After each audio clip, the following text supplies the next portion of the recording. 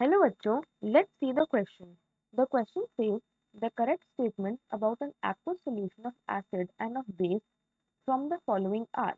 ये हमें चार स्टेटमेंट गिवन है जिसमें से हमें करेक्ट ढूंढनी है. Higher the pH, stronger the acid. Higher the pH, weaker the acid.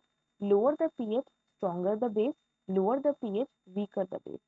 तो हम जानते हैं कि जो हमारा एसिडिक स्ट्रेंथ होता है, जो हमारी एसिडिक स्ट्रेंथ होती है, that is inversely proportional to pH value.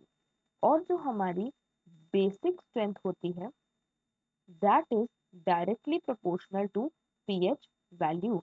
मतलब पीएच वैल्यू जितनी कम होगी उतनी ज्यादा कोई भी चीज एसिडिक होगी, और पीएच वैल्यू जितनी ज्यादा होगी कोई चीज उतनी ही ज्यादा बेसिक होगी.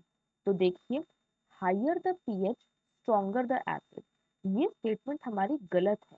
क्योंकि अगर पीएच हमारा हाई होगा, लेट अस सपोज मेरा पीएच 6 है, तो हायर पीएच पीएच वैल्यू तो हाई होगी, बट ये हमारा जो एसिड है ये हमारा वीक एसिड हो गया, क्योंकि acidic strength is inversely proportional to pH value. फिर है higher the pH weaker the acid. अब ये स्टेटमेंट हमारी करेक्ट है.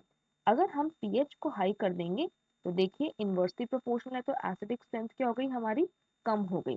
तो अब अगर मेरे पास एक एसिड है जिसका पीएच 1 है और दूसरा एसिड जिसका पीएच 6 है, तो ये क्या है, ये हमारा हायर पीएच है.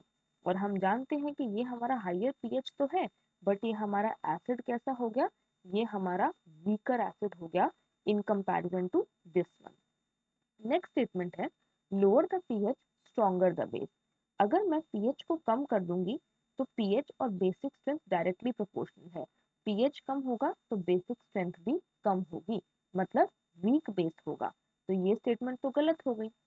नेक्स्ट स्टेटमेंट है lower the pH weaker the base.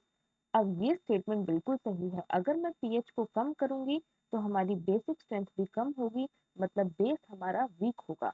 तो lower the pH weaker the base, this statement is correct. तो हमारी करेक्ट स्टेटमेंट हो गई second one and fourth one. तो सेकंड और फोर्थ है हमारा ऑप्शन नंबर डी.